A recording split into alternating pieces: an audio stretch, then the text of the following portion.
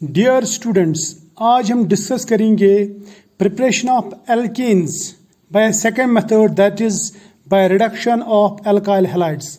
लेकिन ये method discuss करने से पहले मैं आपको कुछ चीज़ें याद दिलाना चाहता हूँ जो हमने पिछले लेक्चर में पढ़ी थी। वो ये है कि हमने वहाँ पे रिडक्शन ऑफ एल्कीन्स और एल्काइन्स पढ़ा था। उस रिडक्शन में मैंने आपको बताया था कि एल्कीन अगर होगा या एल्काइन अगर होगा, उसमें जो हाइड्रोजन ऐड होता है वो एक ही तरफ से होता है, यानी ऑन सेम साइड दोनों हाइड्रोजन ऐड होते हैं, और उस एडिशन को बोलते हैं हम सिन एडिशन। सिन एडिशन यानी अगर हम हाइड्रोजन का रिएक्शन एल्कीन के साथ करेंगे in presence of platinum, Palladium या निकल, तो वहाँ पे इन एल्कीन्स की हाइड्रोजनेशन हो जाती है और ये एल्केन्स में कन्वर्ट हो जाते हैं, और इसमें जो हाइड्रोजन है दोनों वो एक ही साइड से अटैच हो जाते हैं।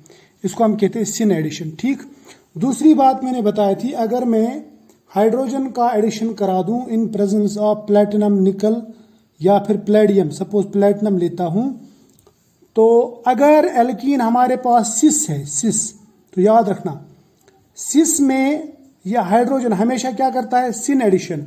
अब अगर मैं हाइड्रोजन की जगह इसका एक हेवियर आइसोटोप लूं, ड्यूटेरियम, ड्यूटेरियम भी सिन एडिशन करेगा, यानी सेम साइड से अटैच होगा। तो इसका मतलब ये D2 जो है, इसका एक डी इधर तो दूसरा डी इधर अटैच हो जाएगा, यानी सिस में सिन एडिशन होगा। क्या होगा, सिन एडिशन।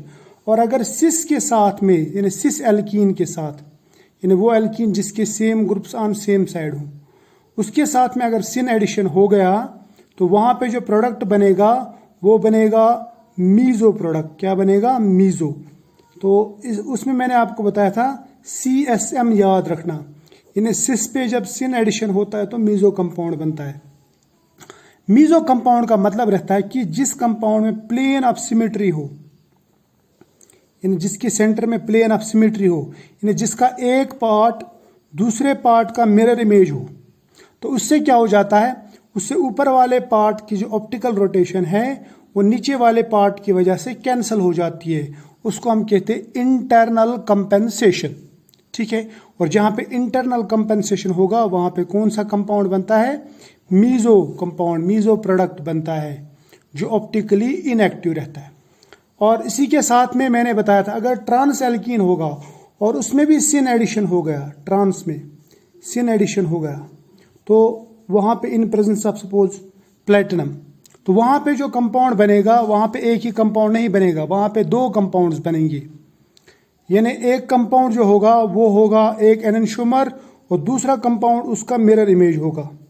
जिस तरह यहाँ पे ये कंपाउंड और ये कंपाउंड एक दूसरे के मिरर इमेजेस हैं, तो ऐसे मिक्सचर को जिसमें दो एनेंटियोमर्स, एक ही कंपाउंड के दो एनेंटियोमर्स होंगे, उसको हम कहते हैं रेसिमिक मिक्सचर। क्या कहते हैं, रेसिमिक मिक्सचर। तो जो रेसिमिक मिक्सचर जो है ये भी ऑप्टिकली इनएक्टिव रहता है, यानी इसकी ऑप्टिकल एक्टिविटी कम रहती है। ये ऑप्टिकली इम्प्योर बोल सकता हूं मैं, इट इज ऑप्टिकली इम्प्योर। ठीक, तो अब हम याद रखेंगे अगर ट्रांस में सिन एडिशन हो गया तो वहां पे बनता है रेसिमिक मिक्सचर, तो TSR याद रखना। ठीक, ये हो गया। इसके बाद में आते हम अपने टॉपिक पे, that is reduction of alkyl halides. ठीक, रिडक्शन ऑफ एल्काइल हैलाइड्स। देखो अगर मैं एल्काइल हैलाइड्स का रिडक्शन कर दूं by using some reducing agent, reducing agent, ठीक है, तो वो क्या करेगा, वो रिड्यूसिंग एजेंट क्या करेगा, वो यहां से ये हैलोजन निकालेगा, ये वाला निकालेगा, और इसके बदले में लाएगा हाइड्रोजन, यानी मोर इलेक्ट्रोनेगेटिव एलिमेंट निकालेगा, लेस इलेक्ट्रोनेगेटिव एलिमेंट यहां पे आ जाएगा, हैलोजन की जगह हाइड्रोजन। समझ में आया ना, यानी यहां पे रिप्लेसमेंट होता है। तो मैं कहूंगा कि replacement of more electronegative by less electronegative element होता है, और जहां पे ऐसा होता है replacement of more electronegative by less electronegative element, उस रिएक्शन को हम कहते हैं, ये यहाँ पे रिडक्शन रिएक्शन हुई, यानी यहाँ पे रिडक्शन। रिडक्शन की एक डेफिनेशन ये भी है कि replacement of more electronegative by less electronegative element. ठीक, यहां तक तो क्लियर है। अब क्वेश्चन ये बनता है कि ये रिड्यूसिंग एजेंट क्या है। देखो रिड्यूसिंग एजेंट हमारे पास में बहुत तरह के रहते हैं और हम डिफरेंट टाइप्स के रिड्यूसिंग एजेंट्स यूज कर सकते हैं। उनमें से एक टाइप है मेटल प्लस कोई एसिड। जैसे अगर मैं जिंक ले लूं और उसके साथ में डाइल्यूट HCl ले लूं, जिंक प्लस डाइल्यूट एसिड, ये भी एक रिड्यूसिंग एजेंट बन जाएगा। इसी तरह से अगर मेरे पास में जिंक है, जिंक, और इसके साथ में एक वीक एसिड ले लूं यानी एसिटिक एसिड, ये भी एक रिड्यूसिंग एजेंट है। तो आप यहाँ पे ये भी यूज कर सकते हैं, ये भी यूज कर सकते हैं। तो दोनों की वजह से अल्काइल हैलाइड जो है वो कन्वर्ट हो जाएगा एल्केन में। ये अल्काइल हैलाइड है, जैसे यहाँ पे ये CH3I है, यहाँ पे मैंने रिड्यूसिंग एजेंट डाल दिया तो यहाँ पे ये CH3H बन गया, H, यानी X जो है वो निकल गया, हेलोजन निकल गया, हाइड्रोजन आ गया। CH3H का मतलब रहता है CH4, यानी यहाँ पे एल्केन बन गया। तो इस मेथड से हम CH4 भी बना सकते हैं। अब रिड्यूसिंग एजेंट ये भी रह सकता है, ये भी रह सकता है, या फिर दूसरे भी रह सकते हैं। फॉर एग्जाम्पल अगर मैं सोडियम प्लस एसिटिक एसिड ले लूँ, ये भी एक रिड्यूसिंग एजेंट है। आप इससे भी अल्काइल हैलाइड को कन्वर्ट कर सकते हैं एल्केन में। टिन प्लस HCl ले लूँ, इसको भी आप यूज कर सकते हैं, ये भी कन्वर्ट करेगा अल्काइल हैलाइड को किसमें, एल्केन में। या फिर मेटल प्लस अल्कोहल ले सकते हैं आप, उसमें क्या क्या आएगा, जैसे सोडियम इथेनॉल, ये भी मेटल अल्कोहल है, ठीक है, या एल्युमिनियम एमलगम लेंगे इथेनॉल, या फिर जिंक कॉपर कपल लेंगे आप इथेनॉल में, ये भी रिड्यूसिंग एजेंट्स हैं। ठीक, तो बहुत टाइप्स के रिड्यूसिंग एजेंट्स हैं हमारे पास में, लेकिन कुछ रिड्यूसिंग एजेंट्स जो है ना वो बहुत ही स्पेसिफिक रहते हैं, वो भी बताऊंगा। या आप रिड्यूसिंग एजेंट यूज कर सकते हैं जिंक प्लस सोडियम हाइड्रोक्साइड, यानी मेटल प्लस बेस, ये इसमें एक रिड्यूसिंग एजेंट है। यानी रिड्यूसिंग एजेंट्स को आप याद रखेंगे। इसके साथ साथ में हमारे पास में एक स्पेशल रिड्यूसिंग एजेंट है जिसे हम कहते हैं लिथियम एल्युमिनियम हाइड्राइड। यह कोऑर्डिनेशन टाइप का कोऑर्डिनेशन कॉम्प्लेक्स टाइप का रिड्यूसिंग एजेंट है और वेरी स्ट्रॉन्ग है, ये वेरी स्ट्रॉन्ग। और ये जो है ना, ये सोडियम बोरोहाइड्राइड, ये वीक है, ये भी इसी तरह का है। सोडियम बोरोहाइड्राइड भी लिथियम एल्युमिनियम हाइड्राइड की तरह है, लेकिन ये वीक है, वीक। और इसके बाद में ये ट्राइफिनाइल टिन हाइड्राइड यानी TPH, triphenyl tin hydride, TPH कहते हैं इसे। ये हाईली सिलेक्टिव है, हाईली सिलेक्टिव यानी सिलेक्टिव है, इसका मैं फंक्शन बताऊंगा आपको। ये हाईली सिलेक्टिव है और इसके ऊपर क्वेश्चंस आ सकते हैं। इसी तरह से हमारे पास में रेड P और HI यानी रेड फॉस्फोरस और हाइड्रोजन आयोडाइड, ये स्ट्रॉन्ग ऑक्सीडाइजिंग एजेंट है, स्ट्रॉन्ग, वेरी स्ट्रॉन्ग। ये इतना रिड्यूसिंग एजेंट है, ये इतना स्ट्रॉन्ग रिड्यूसिंग एजेंट है कि ये किसी भी चीज़ को रिड्यूस कर ही देता है, यानी ऑलमोस्ट सब फंक्शनल ग्रुप्स को ये एल्केन्स में कन्वर्ट कर देता है। तो इसके ऊपर भी हम बात करेंगे। अब यहाँ पे देखो, यहाँ पे अगर मैं ले लूँ सपोज कोई भी अल्काइल हैलाइड, उसके साथ में मैं जिंक एसिटिक एसिड डाल दूं, तो मैं आपसे पूछा जाएगा कि प्रोडक्ट क्या बनेगा, तो आप बोल देना कि X निकल गया, यहाँ पे H आ गया, सिंपल। या जिंक डाइल्यूट HCl, X निकल गया, H आ गया, ठीक है, समझ में आया। यानी आपको कुछ नहीं करना है, H जो है ना यहाँ पे लगाना है, X की जगह H लगाना है। या और कुछ भी रह सकता है, कुछ भी रह सकता है ये, यानी इथाइल, मिथाइल, प्रोपाइल, ब्यूटाइल, कुछ भी रह सकता है। चलो यहाँ पे चलते हैं, यहाँ पे देखो, यहाँ पे भी यही बन जाएगा RH, यहाँ पे भी RH बन जाएगा, यहाँ पे भी यही RH बन जाएगा और यहाँ पे भी RH ही बन जाएगा। क्लियर। अब क्वेश्चन ये बनता है कि क्या ये सभी रिड्यूसिंग एजेंट्स का फंक्शन एक जैसा है, तो मैं कहूँगा नहीं। तो सबसे पहली बात जो आप याद रखेंगे वो क्या है, जो ये वाला है, ये वाला, ये स्पेशल है, यानी PH3SNH, मैं बोलूँगा कि ये हाईली सिलेक्टिव है, हाईली सिलेक्टिव, यानी ये सिर्फ अल्काइल हैलाइड्स को ही रिड्यूस करता है। अगर कोई दूसरा फंक्शनल ग्रुप होगा तो उसको ये रिड्यूस नहीं करेगा। मैं दिखा दूंगा एक एग्जांपल।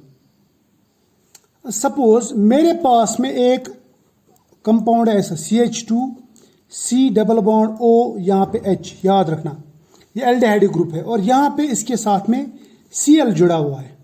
अगर मैं यहाँ पे PH3SNH लगा दूं तो ये जो रिड्यूसिंग एजेंट है ये इसको कुछ नहीं करे, इसके ऊपर इफेक्ट नहीं करेगा, ये सिर्फ और सिर्फ इसको रिप्लेस करेगा। तो ये इसकी खासियत है, ये बहुत ही इंपॉर्टेंट चीज़ है। इसमें इसके ऊपर क्वेश्चंस कहीं पे भी आ सकते हैं, ठीक है। तो अगर मैंने ये यूज़ किया तो सिर्फ ये Cl निकल जाएगा, यानी यहाँ पे CH2, यहाँ पे C डबल बॉन्ड OH, इसके साथ में कोई प्रॉब्लम नहीं। हालांकि एल्डिहाइड जो ना बहुत ही रिएक्टिव होते हैं, फिर भी यहाँ पे इसके साथ कोई इशू नहीं होगा, सिर्फ यहाँ पे Cl की जगह H आ जाएगा। अब इसके बरक्स अगर मैं यहाँ पे लिथियम एल्युमिनियम हाइड्राइड लगा दूं तो ये इसको भी रिड्यूस कर देगा, इसको भी रिड्यूस कर देगा, ये इसे कन्वर्ट कर देगा CH3 में, यानी Cl की जगह H आएगा और यहाँ पे इसको कन्वर्ट कर देगा OH और H, यहाँ पे ये H, यहाँ पे और H, एक H जोड़ देगा, यानी इसको कन्वर्ट कर देगा ये CH3 CH2OH में, यानी इसको कन्वर्ट कर देगा CH3 CH2OH में। बात समझ में आ गई।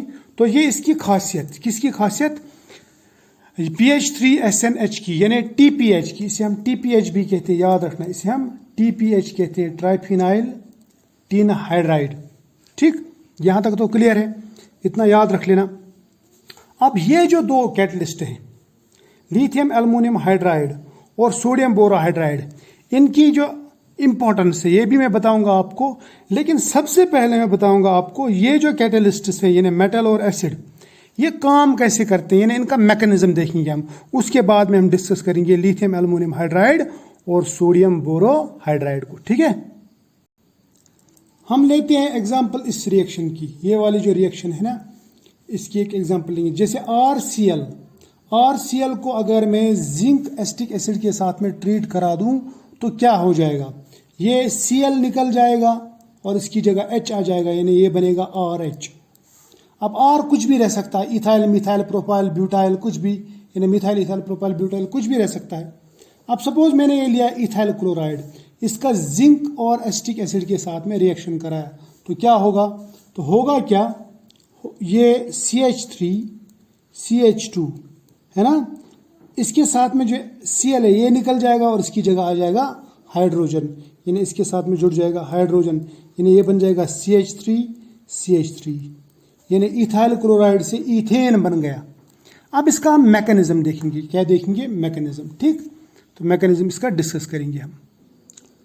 मैकेनिज्म होता क्या है, पहले mechanism means step wise description, step by step description of A reaction, यानी स्टेप्स में देखेंगे हम एक्चुअली होता क्या है इसमें। ठीक, देखो सबसे पहले जो जिंक है, यहाँ पे जिंक जो हमने यूज किया, यहाँ पे जिंक एसिटिक एसिड, जिंक क्या करता है, zinc is metal highly electropositive, ये अपने 2 इलेक्ट्रॉन्स लूज करता है और बनाता है Zn2 पॉजिटिव। ठीक, अब ये जो 2 इलेक्ट्रॉन्स हैं ये आगे जाके काम करेंगे, देखो कैसे काम करेंगे। मान लीजिए मेरे पास में CH3 CH2 Cl है, ये बात समझ में आ गई। तो देखो क्या होगा, इसमें से एक इलेक्ट्रॉन आके वो यहां पे आ जाएगा, इस पे आ जाएगा। कैसे आ जाएगा मैं बताता हूं। इस बॉन्ड में ये डेल्टा नेगेटिव, ये डेल्टा पॉजिटिव है। ठीक, और ये बॉन्ड जो है ये 2 इलेक्ट्रॉन्स का बना हुआ है, इसमें से एक इलेक्ट्रॉन क्लोरीन का, दूसरा हाइड्रोजन इसका CH2 का है। अब देखो ये इलेक्ट्रॉन जो है ये इधर आएगा और ये जो बॉन्ड है, ये जो लोन पेयर है, सॉरी बॉन्ड पेयर है, बॉन्ड ये उठेगा और इसके साथ जाएगा, यानी यहां से निकलेगा सबसे पहले Cl with 1 electron of its own, एक खुद का इलेक्ट्रॉन और दूसरा इस CH2 का इलेक्ट्रॉन, तो इसकी वजह से इस पे Cl पे आएगा नेगेटिव चार्ज। आप Br भी ले सकते, कुछ भी ले सकते, कोई भी हैलोजन ले सकते। अब जब इसने इलेक्ट्रॉन लूज किया तो CH2 पे आना चाहिए था पॉजिटिव चार्ज, लेकिन इसने इसी दौरान यहाँ पे एक इलेक्ट्रॉन एक्सेप्ट किया, तो ये क्या बनाएगा, ये बनाएगा CH3 CH2, उस पॉजिटिव चार्ज को हटा के यहाँ पे एक इलेक्ट्रॉन आ गया। ठीक, ये बन गया रेडिकल, यानी इथाइल रेडिकल। बात समझ में आ गई, शाबाश। अब ये जो इथाइल रेडिकल है CH3 CH2 रेडिकल, ये इसमें से दूसरे इलेक्ट्रॉन को एक्सेप्ट करेगा, क्योंकि फ्री रेडिकल्स हाईली रिएक्टिव रहते हैं और यहाँ पे इसको एक इलेक्ट्रॉन की ज़रूरत है ताकि पेयर अप हो जाए, ऑक्टेट कंप्लीट हो जाए। तो यहाँ पे ये बनाएगा CH3 CH2, इसका एक इलेक्ट्रॉन यहाँ पे ऑलरेडी था, दूसरा जो आएगा वो बनाएगा इसके ऊपर नेगेटिव चार्ज। अब आप पूछेंगे यहाँ पे नेगेटिव चार्ज क्यों नहीं आया? यहाँ पे इसने अपना इलेक्ट्रॉन खोया, दूसरा लिया, यानी ना कुछ गेन ना कुछ लॉस। बात समझ में आ गई। लेकिन यहाँ पे इसने एक्स्ट्रा इलेक्ट्रॉन गेन किया, इसलिए इसके ऊपर नेगेटिव चार्ज आ गया। अब इसके बाद में ये जो CH3 CH2 नेगेटिव वाला है, ये सॉल्वेंट से या इसमें जो एसिड है, यहाँ पे कौन सा एसिड, देखो हमने यहाँ पे एसिटिक एसिड लिया या इथेनॉल अगर लिया, इथेनॉल एसिड सॉल्वेंट जो भी है इसमें, उसमें से ये प्रोटॉन लेगा CH3 CH2, ठीक, या CH3C double bond O OH, ठीक। अब ये डेल्टा नेगेटिव है, या मैं बोलूँगा इसको नेगेटिव, ये पॉजिटिव। ये जो ना इस प्रोटॉन के ऊपर अटैक करेगा, इस प्रोटॉन को लेगा और क्या बनाएगा, सबसे पहले ये बनाएगा CH3 CH2 ये वाला, और ये H ये बन गया CH3, या मैं इसको ऐसे भी लिख सकता हूँ CH3 CH2 और H, ठीक। और पीछे क्या रह गया, पीछे रह गया, यानी इसके अलावा यहाँ पे क्या रह गया, इसके अलावा रह गया यहाँ पे CH3 COO नेगेटिव। अब ये CH3 CO नेगेटिव और Zn पॉजिटिव आपस में मिलेंगे, साल्ट बनाएंगे, उससे कुछ हमें लेना देना नहीं है।